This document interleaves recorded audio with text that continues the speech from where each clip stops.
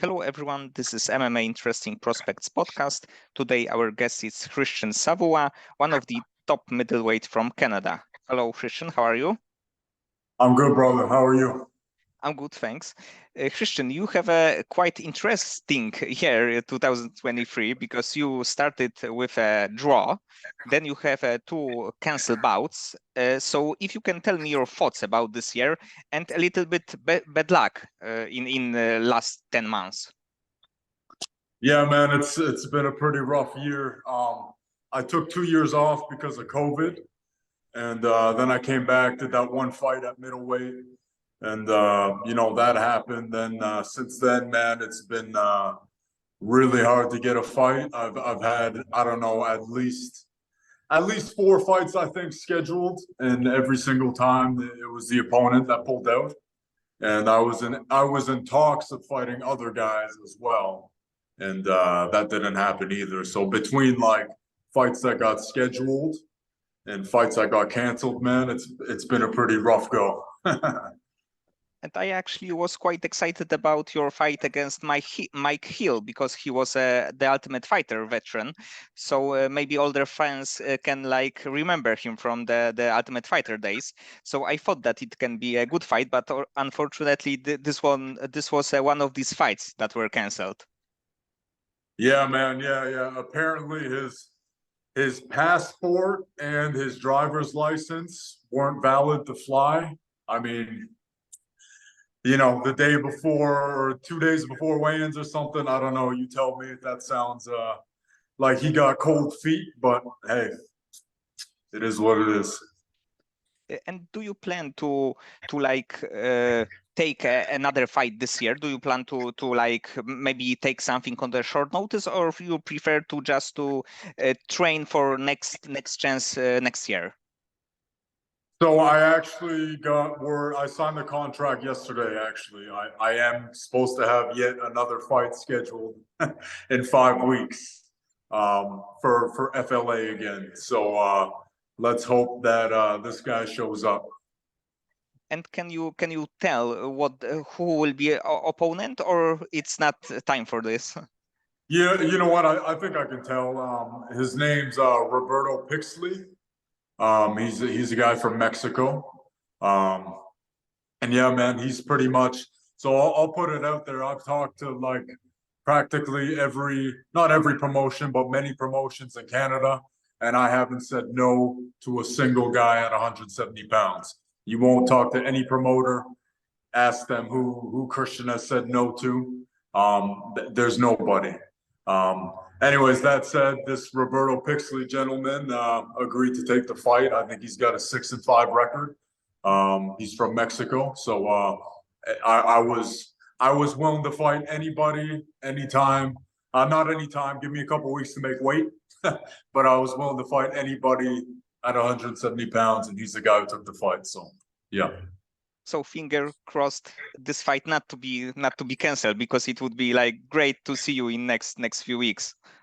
Yeah, man. Yeah, I mean, if all goes in a perfect world, brother, if I could like win this fight, then call my shot on UFC Toronto. That would be like, yeah. And talking about your background of MMA and also beginnings, is there MMA was the like the first combat sport that you ever trained, or you have any other kind of background? So I come from a Taekwondo background. I started doing Taekwondo when I was 6 years old, and I won a lot of like local tournaments and provincials and stuff. Competed at nationals, and at one point when I was like preteen, like 12, 13, I started to lose a bit of interest, and then I saw an MMA fight. It was actually Matt Hughes versus Carlos Newton 2. I don't know if you remember that fight or not. But anyways, Matt Hughes was stuck in a triangle, and he picked Carlos up and slammed him and knocked him out. And I was like, that's the coolest thing I've ever seen in my life. And I got to find out where I can do that. So I joined an MMA gym when I was like 14, 15, and haven't stopped since. Yes, this move was a little bit like pro wrestling move, like the power slam. Yeah, man. Yeah. I saw that as like a 13-year-old kid. I was like, oh my God, I can't believe people do this, you know? So yeah, yeah, that's been the start, I guess. And what is the gym that you are currently training in? So I'm based out of a small town. I'm in a little town called St. John in New Brunswick, Canada. I train at a couple local gyms around here, Victory Jiu-Jitsu, St. John Golden Gloves. Then when I do my training camps, my last couple training camps, I go up to Ontario and I train at House of Champions under Crew Alin. Is it a gym that Mike Malott is training?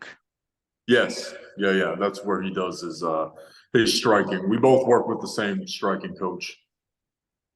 And I think that that for the main gyms, like the local gyms, is you can be like motivation because we are right now one of the top level prospect in Canada. So for younger fighters, it would be like cool to even watch you growing and going to the next level. Yeah, man. Yeah, like especially like where I'm from, there's not a whole lot of opportunity as far as MMA goes, and it's just a little kind of how do you say it, little hood town in general. There's some bad stuff going on, so I would love to be an example for some kids and teenagers around here. And you fought for Elite One MMA for the welterweight title, middleweight title. You were a double champion. And what is the better class for you? 170, I do believe. Yeah. 185 is fun because I can eat a lot, and but as I learned my last fight, man, it's just like these really big guys at 185 who just want to stick to me like Velcro. It's hard to get them off, And at 170, like, my only loss is to Basil Havez, who's in the UFC right now, and he had his debut in the UFC against you know what I'm talking about? Yes, Jack Della Maddalena. Jack Maddalena. Yeah. And he arguably won that fight. It was a split decision, but he took that fight on like 9 days notice against a top 15 guy. So point being, that's my only loss, And yeah, these guys at 170 are definitely not as strong as the guys at 185, So yeah, it's never easy per se to make the weight, but the risk reward is definitely worth it. And I'm a big guy at that weight class, right? So yeah. And according to the apology, you also have a catch weight in 200 pounds, right?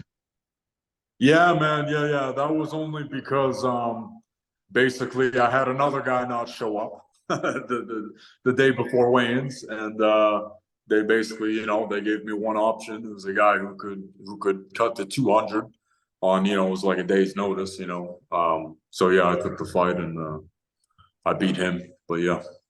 Yes, but you also can like check it from the bucket list, fighting in a light heavyweight division, actually. What's that, sorry? You can cross this point from your MMA bucket list that you fought in light heavyweight division. Yeah. That's true. Yeah. Fought across. I've got knockouts across 3 weight classes, so that's good. And if because main goal for you is the UFC, and if the Bellator or PFL or any like bigger organization would contact you and want you to fight there, would you be interested in doing this, or you prefer to stay a little bit longer on a regional scene just to go to the UFC? That's a tough question, man, because I'm 31 right now, so I'm in my prime. I feel the best I've ever been. However, the clock's ticking, That said, I would love to be in the UFC, man, just because that was the goal I set out for when I was a teenager, So just to have that brand under my name would just be a dream come true and a huge accomplishment, And as like I don't know, man. Unfortunately, like promotions like PFL and Bellator, they don't get the credit the UFC does, you know, and that they could have just as good as fighters. But the point being, like, when you have UFC attached to your name and your brand, it's a bigger deal, you know. So yeah, man, I would love to be in the UFC at the end of the day. And for you, would it be possible to take, let's say, 2 or 3 weeks short notice fight in the welterweight division? Yeah. As long as I'm training, you know. Yeah, definitely 3 weeks. 2 weeks will be tough, but for the UFC, I would make it. um, and that's what's tough too, man. Like what people don't realize is that like in our sport, man, like you think of like at Olympic athletes, you know, they train 4 years to peak for like 1 week, you know. Whereas fighters, man, we don't have an off season, you know, and it's hard to be in that peak condition all the time, you know. But that said, you know, yeah, the UFC, if the UFC calls me, man, I'll make weight on 10 days if I have to, you know. So yeah. And do you have a fighter in the UFC that you have your eye on, and would you like to face him in the first fight in organization? No, man, no, I would fight anybody at 170 pounds. I mean, you know, best case scenario, if I could have that Basil Havez for a rematch, you know, obviously I would take that. That would be my first choice just because he's the only guy to beat me. So that would be a cool story. But yeah, you know, I would fight anybody at 170 pounds. And just to throw it out there, I have huge respect for Basil and his story and everything as well, right? So, but yeah. Anybody at 170 pounds. And do you like to watch MMA fights, especially the UFC? Yeah, man. Yeah. I can't say I watch every fight, but I like to watch guys like within my weight class, and then like fighters that I personally like kind of studying and feel like they have similar styles to myself, you know. Those are guys that I like watching. And what do you think about Kamaru Usman against Khamzat Chimaev? Because they will be fighting this Saturday, and it is a middleweight division, but it's Khamzat who fought in the welterweight, and Usman is like one of the best ever in the welterweight division. So do you think do you have like some thoughts about this fight? Man, that's a super interesting fight. The only thing I'm worried about is that Kamaru is taking it on like 10 days notice, right? And Khamzat's been training, he's been bulking up, you know, to be a middleweight and stuff. But man, Kamaru is a dog, you know, he's got that championship mentality for sure, you know. So that's a super interesting fight, man. It's gonna be really interesting to see if the wrestling kind of negates each other, you know, and it ends up a stand-up fight. And if it ends up a stand-up fight, man, I don't know. I don't think we've seen enough from Khamzat to see how good his striking is. You know, he very well might be a world-class striker, but I'm just saying there's questions there, you know.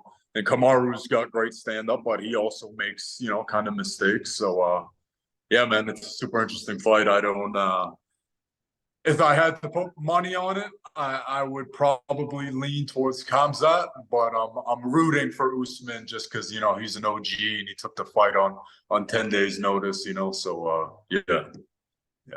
Yes, it's always a cool story when the fighter is taking like short notice fight, especially if the like stakes are very high.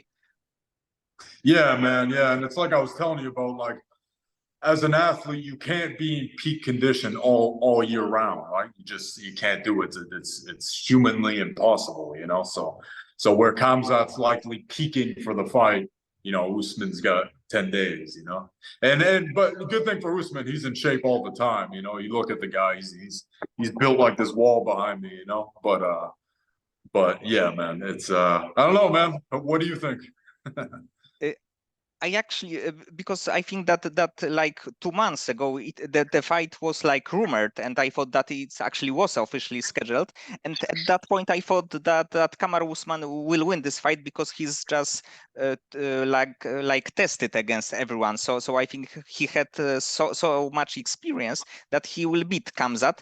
Right now, I'm not so sure, but with gun to my head, I would say that Kamaru still will be able to win. But it will be, of course, the close one. Okay. And Yeah. who is your favorite Canadian fighter, but except George St. Pierre? Because I think that it could be a like obvious option. Yeah. I mean, that's a good question. I really like David Loiseau back in the day, and I've got to train with David. Rory McDonald, also a guy I never got to train with Rory, but I've been in the same room as him, and he knows who I am. I know who he is. He's a cool guy. Yeah, I used to train at TriStar back in the day in Montreal, where George trains, and I've met all kinds of the best guys in the country in Canada, man. So I'm a fan of a lot of guys, I guess. But if I had to pick one outside of George, I'd probably say David Loiseau. And when you are in training camp and you know that you have a fight scheduled, how do you deal with this stress that you know that there will be a point in, let's say, few weeks that you will have a go to the cage and face another tough opponent? How do I deal with it? Is that what you're Yes, saying? with the stress, with the mental game. Man, it's tough, bro. I'm not one of these guys who will tell you that I'm not afraid or anything like that. Like I tell everybody I have this moment backstage before the fight where I'm like, what the heck am I doing? Like I'm stepping in this cage in front of my friends and family, and this guy's trying to beat me up. It's crazy, man. But honestly, I try to. I find the closer I get to the fight, the more I try not to think about it, because like it is stressful, and I like to just like, I don't know, man, I like to just get in there, and when I get in there, I'll worry about it then. But ahead of the fight, I don't know, man, I try not to think about it as much as possible. And outside of fighting, do you have any like hobby or passion that you something that you like to do, and what takes the head out of the MMA? I'm a nature guy, man. I love being out in the woods and pretty much doing anything. You know, or just whether it be hiking or I've got a paddle board, like a stand-up paddle board on the river, rollerblading, anything that's active and outside. That's pretty much my hobbies outside of being in the gym. I gotta move, always gotta be moving. Yes, but I think that also for your like mental shape, it is good not to be like super close all the time to like your mobile phone, the laptop, the computer, Definitely. but just go and like, let's say, breathe or walk, do something that is like natural. Definitely, man. Definitely. Yeah. And I think indirectly, like just being outside in the woods and getting sun and fresh air, like it makes me a better fighter, like because that's just good for you, like it's good as an athlete to it's good for recovery and stuff as well, so I think indirectly it helps me with my performance as well. And I have also like two or three questions outside of fighting. Uh, if you know that you will be dead tomorrow, what would you do today in your last day? um I would spend time with my girlfriend, doing all the fun things. And just be around my family, man. I guess that would be that's where my head goes. I would want to be with my family, the people that I love. Yeah. And if you can tell me one thing that you think that it's overrated. It can What be do you mean? anything. that the Something. that the people say that something is very good, and you think that it's overrated, that maybe it's not so good. It can be anything. Being vegan. Okay, I'll say that, being vegan. Yeah, I think that's super overrated. Okay, and one thing which is underrated. Underrated. Eating meat. They go Okay. hand in hand, but I'm really into like health and nutrition too. So yeah, that's just where my geeky brain goes, I guess. And Yeah. and the last question, if you can like improve one of the personality trait of your character, what you would like to improve? To be more compassionate. That's where my head goes. I can fall into judging people a little too harshly, and instead of being compassionate to what led them to be the way that they are, you know. And I'm a Christian man, so I do my best to I don't know, man. I'm really philosophy oriented, if you will. So that's where my head goes as far as like how I can be a better person. Okay, Christian, so many thanks for the conversation. I hope that the next fight will not be cancelled, and of course in next year that you will win some more, and we can see you in the UFC, because I think that at this point you should be there, and that you will finish this next fight very quickly. Thank you, brother. I really appreciate you asked me to come on. I appreciate all the work you're doing, you know, as far as like scouting prospects and stuff like that, man. And yeah, man, anytime you want to do this, I'm in, bro. Okay, thank you.